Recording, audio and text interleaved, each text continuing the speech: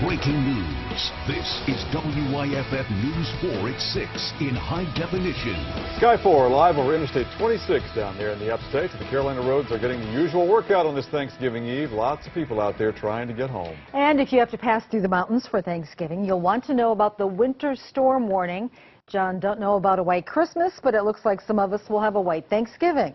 Yeah, that's right, Carol and Michael. We're talking about the mountains of North Carolina, and it's not a winter storm warning. It's actually a winter weather advisory, which is not as powerful, thank goodness. And that's because of this little clipper coming down the pike. Talk more about that in just a second. Here's our storm system responsible for our dusting to a couple of inches of wet snow in the mountains of North Carolina overnight last night through this morning, and the rain for us in the upstate, which was very close to a ½ inch to an inch of rain in certain areas. And now Boston, New York City. The main city is actually looking at just a cold rain, but just to the west and northwest of the main cities right now, it's very heavy snow. This is the clipper that's going to come in very quickly. Winter weather advisory kicks into gear at midnight tonight, runs until noon tomorrow. 1 to 3+ inches of snow expected in these counties in North Carolina. The heaviest snow will be in the higher elevations and the closer you get to the Tennessee line.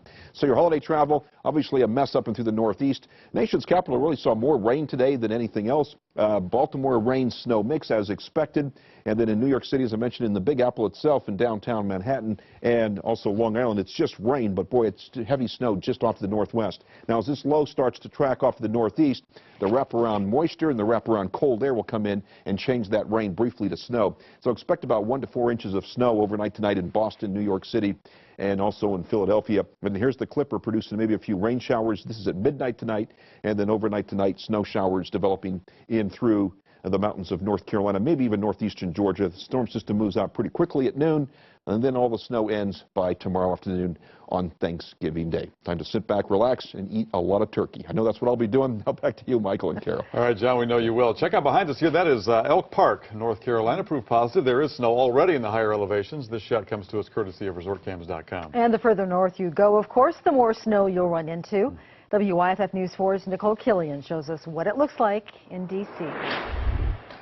I'm Nicole Killian in Washington, where we're getting our first snowfall of the season. Right now, the flakes are pretty wet, and it's not really sticking at this point, although we could pick up a few inches in the metropolitan area before all is said and done. The good news is that this wintry weather should be clearing out of here by tomorrow. We've also seen some sleet and rain with this system. The good news is that most folks, including Congress, have already gotten out of town for the Thanksgiving holiday. But if you're still heading here or traveling out, officials at area airports tell us that they're not seeing any major delays or cancellations at this point in time, but recommend it's always best to check with your airline. Thank you, Nicole. Of course, a little snow won't stop a lot of people from getting to that big family dinner. And in some places, it is not an easy trip right now. Chicago and New York have both had delays and canceled flights throughout the day. WYFF News 4's Allie Miles from GSP tonight with what makes it worth the hassle.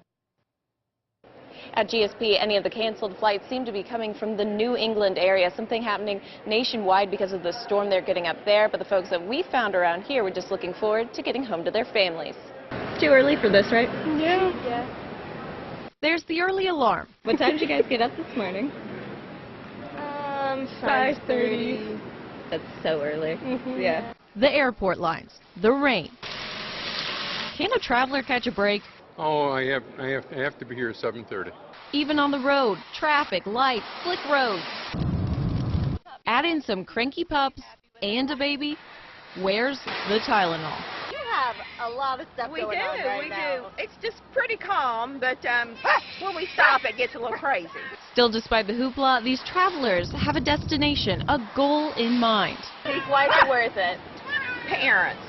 You know, Dad's 85, Mom is 79, so we're going up to help. Family's always worth it. I mean, why else not do it? I mean, spending time with them is probably the best thing you can do. They say there's a silver lining in all of these clouds. Well, it's Thanksgiving, we got to give thanks to what we do have. Allie Miles, WYFF News 4 at GSP. Long lines, excited shoppers, bumper-to-bumper traffic. Police say they can help with one of those problems on Woodruff Road tomorrow night. Greenville Police will have officers monitoring the major intersections. The plan is to program the traffic lights to work together. Officers also put up electronic signs warning drivers not to block intersections. And this holiday, you'll see barriers on Woodruff Road.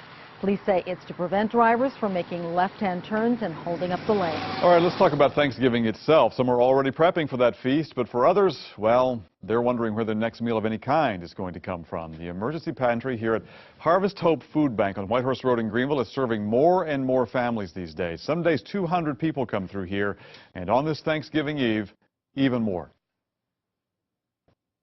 I'm very thankful. I really am. I needed this. I didn't have much this year. I only work part-time, so this came in very handy.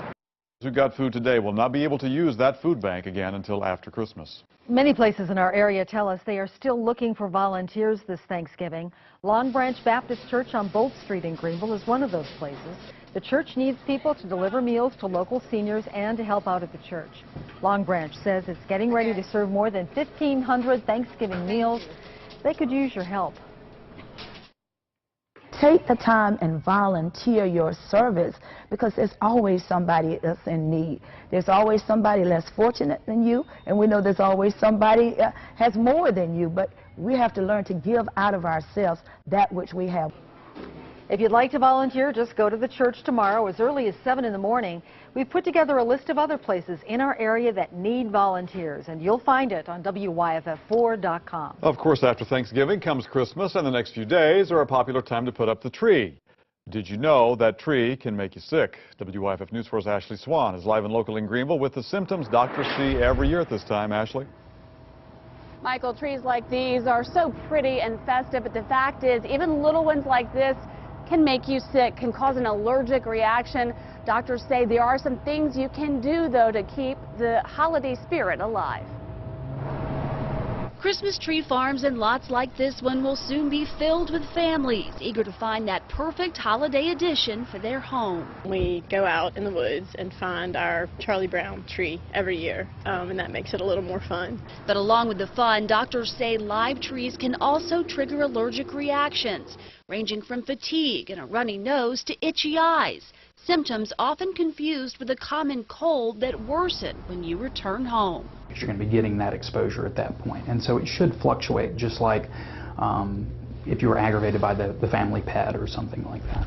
It's not really the trees or needles themselves that are the issue. Doctors say it's what you can see that could cause a problem. What we do bring in is an outside wet, moist source that then comes into the warm air, and you tend to get a mold exposure from that. And it's not just mold. Dr. Reed Johnstone says some people are also allergic to the smell of a live tree. From that standpoint, asthmatics or folks with nasal allergies or nasal irritation may be aggravated by that, and it certainly could complicate their symptoms. To prevent mold from growing, Dr. Johnstone recommends rinsing your tree and leaving it outside in a bucket of water to dry out for a few days before bringing it into your house. He says there's no reason not to have a live tree unless your symptoms are severe. I don't think we change it, but really if we were sneezing, we would stop. Another option, of course, instead of a live tree like this one, you could go artificial, but research shows that some people are also irritated by the materials made to use those trees. You also need to be careful to wipe those down to prevent dust. Ashley Swan, WYFF News 4 Live in Berea.